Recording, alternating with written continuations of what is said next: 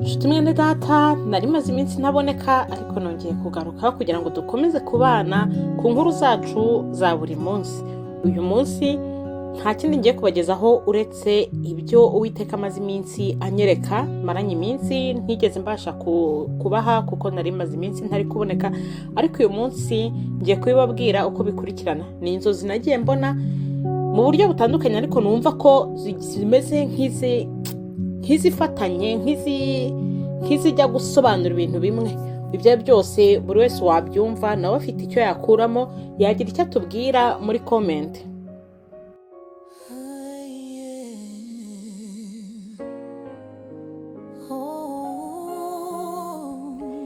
N'abatindiye inzozi za mbere nagiye kubona mbona umudamu ari mu rugo rwe n'umugabo. Umudamu yari ameze nk'uri gufura, umugabo we yarebaga televiziyo ariko ubona baganira basetse bishimye. Mu kanya gato nagiye kubona mbona ikintu giciyeho, ntabwo nabashije kumenya icyo ari cyo. Icyo kintu cyaciyeho nabonye gicanyeho na wa mugabo, mbona wa mugabo ndamubuze, maze numva ijwi rimbwira ngo abadamu basengere abagabo babo. Nyuma sinamenya ngo nyuma y'iminsi ngahe cyangwa iki, kuko ntabwo nigeze mbasha kugenda nandika buri munsi wenda uko ngiye ndota izo nzozi, ariko nzi uburyo zagiye zikurikirana. Izakurikiyeho narose mbona imihanda imeze nk'iyacitsemo, ku buryo abantu bari kubasha kugenda ni abantu bagendaga n'amaguru, nta kinyabiziga cyagendaga. Wibaze ko na moto bitashobokaga, kuko nabonye moto itwaye umudamu inyuma yabaye nk'ishaka kugerageza kurira umuhanda, kuko uko umuhanda ari wacitse, moto nabonaga isa nk'iri kugendera hagati hasi y'aho umuhanda wacikiye, iri kugira ngo izamuke igere ku muhanda hejuru.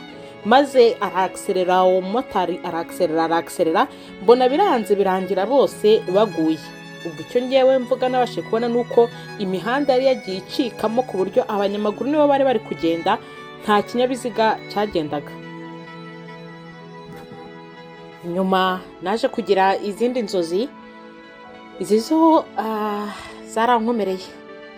Ni inzozi nagiye kubona mbona meze nk'uri kuzamuka umuhanda w'igitaka, mbaye nk'uwegera haruguru gato mpura n'umudamu arambwira ngo ihishe.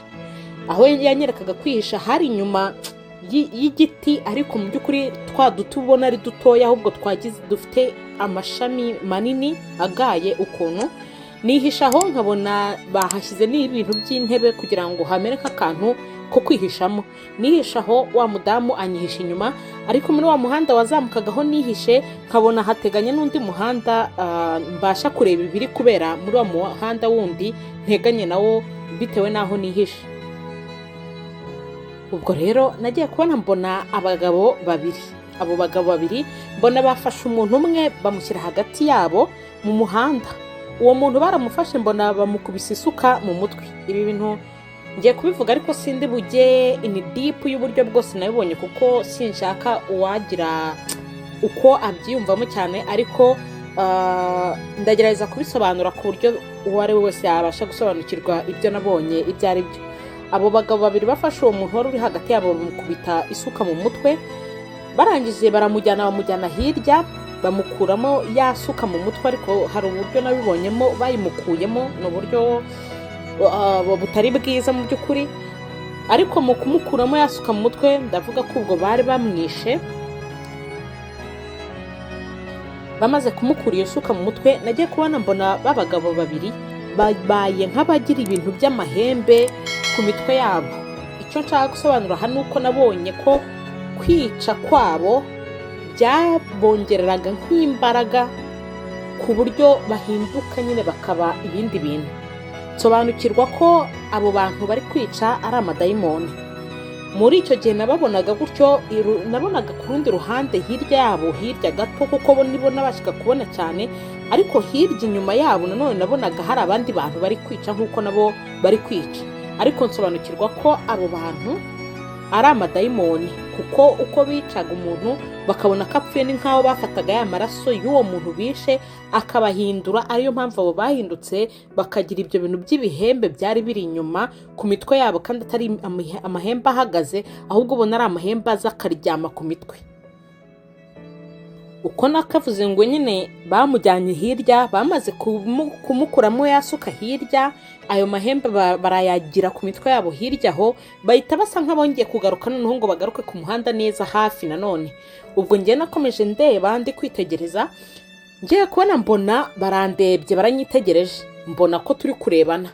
Ngiye kureba mbona hahandi nari nihishe, mbona za ntebe zakingirizagaho nari nihishe zavuyeho. Numva wa mudamu arambwiye ngo iruka. Turiruka, uko twakirukanse nta hantu nakubwira ngo twirukankaga tujya, nta buhungiro bwari buhari. Uko twirukankaga nabonaga iburyo n'ibumoso nkabona ni umuriro, kandi usa nk'uri kugenda, usa nk'uwegera aho umuntu aherereye, aho turi kwirukankira nyine, ukabona ko ari nk'ibintu biri guturuka ibumoso iburyo biza byegerana ku buryo ushobora kuza biza kuguhurizamo hagati. Imbere rero ho uko nirukankaga ndeba aho imbere naho nabonaga ari nk'ikintu cy'icyobo kirekire, mbese kitari kirekire kibujya kuzimu, ahubwo kirekire mu buryo bwo kugenda werekeza aho werekeza. Nkabona ni umukara ntari kubona ngo ni umuhanda ni iki, nkabona mbese mu by'ukuri nta buhungiro. Ariko uko nirukankaga naravugaga ngo Uwiteka ni wowe wo kuntabara, Uwiteka ni wowe wo kuntabara. Muri icyo gihe nabonaga umuriro iburyo ibumoso, nabonaga n'amafarashi, navuga amashovare yaka umuriro arimo aratambuka akava iburyo ajya ibumoso amanuka. Abantu benshi barirukankaga, uwo ari wese nkajya kubona nkabona abantu buriye za shovare z'umuriro nizo ziri kubamanukana. Mbese umuntu yabonaga nta bundi buhungiro yafataga icyo abashije kubona. Maze uko nahungaga ngenda mvuga ngo Uwiteka ni wowe kuntabara, Uwiteka ni wowe kuntabara. Neza byari birangiye mbona nta bundi buryo, nta yindi nzira. Ariko ngiye kubona mbona ishovare y'umweru ntazi aho yaturutse ije yiruka, nayo ntiyahagararaga kuko ntaho guhagarara, nta mwanya, nta mase. Mbese ibintu byari mu masegonda, byari huti ku buryo icyo ubashije kubona cyagutabara cyari cyo cyo gufata. Ya shovare yaje yirukanka nta guhagarara, irakomeza cyo koze mbona ifite umugozi, uwo mugozi yari ifite niwo nabashije gufata, irirukanka injyana hahandi nabonaga h'umukara hatari inzira. Cyo koze mbona irasimbutse, uko yagasimbutse igwa muri hahandi h'umukara, hejuru mbona hari ibyuma biziritseho, noneho uko isimbuka wa mugozi nari mfashe ugasigara uziritse kuri bya byuma byo hejuru. Nyuma naje kwibona namaze kwambuka aho ngaho ya shovare y'umweru ari ibashije kunyambutsa. Noneho ngeze hakurya mbona mfite igitabo gifite agatara, ku buryo aho nerekezaga nari ndi kugenda ku gatara nabonaga kamyasa umutuku. Ndebye ku ruhande rwanjye mpabona urugi, ndavuga ngo reka noneho ndebe niba nakwerekeza muri uru rugi. Rwa rugi ntunzeho cya gitabo nahawe nabonaga mfite, mbona noneho ka gatara kamyasaga umutuku kamyashije umweru. Mpita mvuga ngo aha niho hari inzira. Uwo muryango maze kuwunyuramo nibwo nageze hakurya kubitana n'umudamu. Uwo mudamu ntangira kumubwira ngo ese wabuze ibyo Uwiteka arimo arankorera, wabuze ibyo Uwiteka arimo aranyereka. Nawe arambwira ngo nanjye nibyo byambayeho, ngo mbere yuko mbyara umwana wa kabiri. Nuko izo nzozi zirangirira aho ngaho. Ikintu cyaje kuntangaza nuko umunsi noneho wakurikiye uwo nguwo nari narose izo nzozi, uwukurikira nabwo narose nanone ibintu nabonaga ari intambara. Nagiye kubona mbona amamodoka ndi kuyabona hakurya, ariko nkabona ameze nk'ari guturika, nkabona agiye mu kirere. Aho abantu bahagaze nkajya kubona nkabona habaye nk'ahaka umuriro, nkabona umuntu utabashije kubisobanukirwa ararigise agiye muri wa muriro. Ariko ubisobanukiwe ndetse na bamwe nabwiraga ngo aho ngaho ntuhakandagire, ngwino kuri iyi side, nkabona abo ngabo bararokotse. Ariko utarabashije kubimenya nabonaga ari gita, kuko umuriro wameraga nk'uri guturuka mu butaka, ntago ari umuriro wazaga bisanzwe, ahubwo nabonaga noneho uturuka mu butaka. Ibyo noneho izo nzozi zo nazirose zikurikiranye neza n'izo za mbere nari mbanje kuvuga. Maze icyo nabashije gusobanukirwa muri izo nzozi nuko mu ntambara zose wanyuramo, yaba ari izizaza yaba ari izurimo, icyo nakubwira nuko saba ubutabazi Uwiteka. Nabonye ko iyo ntambara yari y'amadayimoni, kandi ko nta wundi muntu wanesha intambara y'amadayimoni uretse Uwiteka. Wowe ubwawe nta kintu wakishoboza. Niyo mpamvu mu ntambara yose wanyuramo, mu ntambara uzanyuramo, icyo ngusaba ni uko wasaba Uwiteka kuba ari we wakurinda, kuko nkurikije uburyo kinasabaga Uwiteka ngo niwe wo kuntabara, yantabaye navuga ngo byari nko ku munota wa nyuma, kuko nabonaga ameze nk'udafite ubundi buryo. Nababwiye ko nari ndi hafi kurira shovare, kandi nabonaga iyo shovare yari y'umuriro nk'uko abandi bari kuzurira, ariko neza neza ku munota wa nyuma mbona iy'umweru iraje. Ntagiye kuvuga byinshi, sinshobora gusobanura izo nzozi zose uko nazibonye, kuko njye ndazivuga uko nazihawe. Uwo ari we wese wakumva iyi nkuru niwe ushobora gusobanukirwa, cyangwa nawe akagira uko abyumva, kuko njyewe Uwiteka iyo yampaye ikintu ntagire ikindi kintu ambwira, ntago mba numva nagira ikindi kintu ndenzaho, kuko we abazi impamvu yabimpaye gutyo, kandi abazi ngo wenda wowe uzabyumva uzagira nawe ubwawe uko ubyumva. Kereka yambwiye kubisobanura birenze ubusobanuro yampaye nibwo nabisobanura, ariko ubwo yampaye bwari ubwo. Ibyo nabashije kubona byari ibyo. Inzozi zatangiye uko nazibabwiye. Iza mbere, umugabo n'umugore, numva ijwi rimbwira ngo abadamu nibasengere abagabo babo.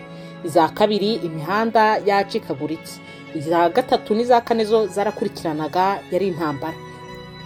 Uwo ari we wese afite uko abyumva, afite icyo yumvamo, afite icyo akuramo, kandi hari icyo wumva wadusangiza, wakandika muri comment, twese tugafatanyiriza hamwe, kuko nicyo Uwiteka n'ubundi adushakaho, nuko dufatanyiriza hamwe, kungurana ibitekerezo, kugirana inama, gusengerana.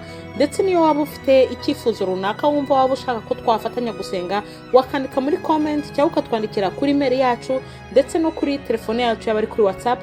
Ni ukuri tugafatanyiriza hamwe gusenga, Imana ikaduhana umugisha. Reka rero soze mvuga ngo wowe twabanye ukore like, kandi ukore share no kuri bagenzi bawe, abo wumva bikwiriye ko twafatanya kumvana iyi nkuru, ndetse nsabe ngo unakore subscribe kuri wowe utarayikora, kandi nkomeje gushimira buri wese wakoze subscribe. Imana iduhana umugisha.